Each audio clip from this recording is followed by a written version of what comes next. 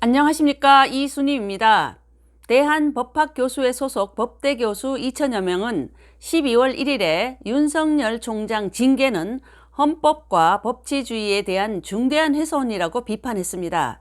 이어서 오늘 12월 7일에는 서울대 단과대학 소속 교수 10명이 최근 추미애 법무부 장관의 윤석열 검찰총장 직무정지에 대해서 법치주의의 훼손과 민주주의의 퇴행이 우려된다며 성명을 냈습니다. 오늘 서울대 사회교육과 조영달 교수 등 서울대 교수 10명은 화상회의 프로그램으로 온라인 기자회견을 열었습니다.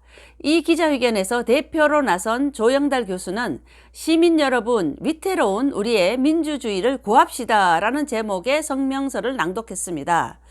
이 성명서에서 서울대 교수들은 오늘날의 대한민국이 역사의 흐름을 이어가지 못하고 좌초의 위기에 치닫고 있다고 말을 했습니다.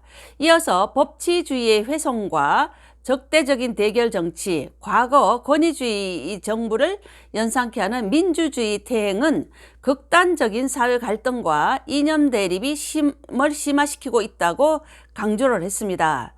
또한 과거의 적폐와 유사한 또 다른 적폐가 대한민국 민주주의의 미래에 암울한 그림자를 드리우고 있다고 얘기를 했습니다.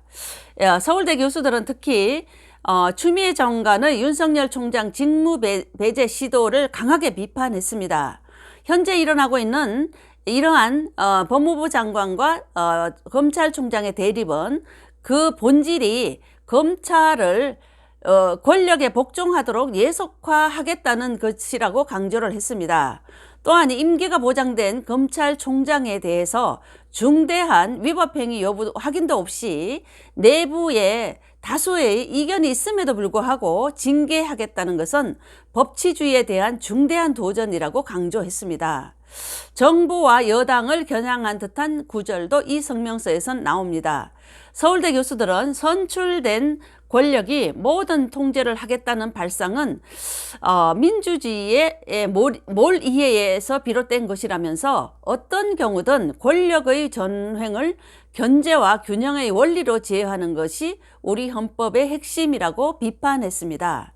서울대 교수들은 우리는 한국 민주주의의 미래를 위하여 행동과 실천으로 법치를 지켜나가야 한다면서 시민들에게 적극적으로 행동에 나설 것을 요청했습니다. 나라의 미래에 책임 있는 시민으로서 방관만 하면 어떻게 되겠는가라면서 시민들에게 다 같이 민주주의 감시자로 행동해야 한다고 성명서를 마무리했습니다.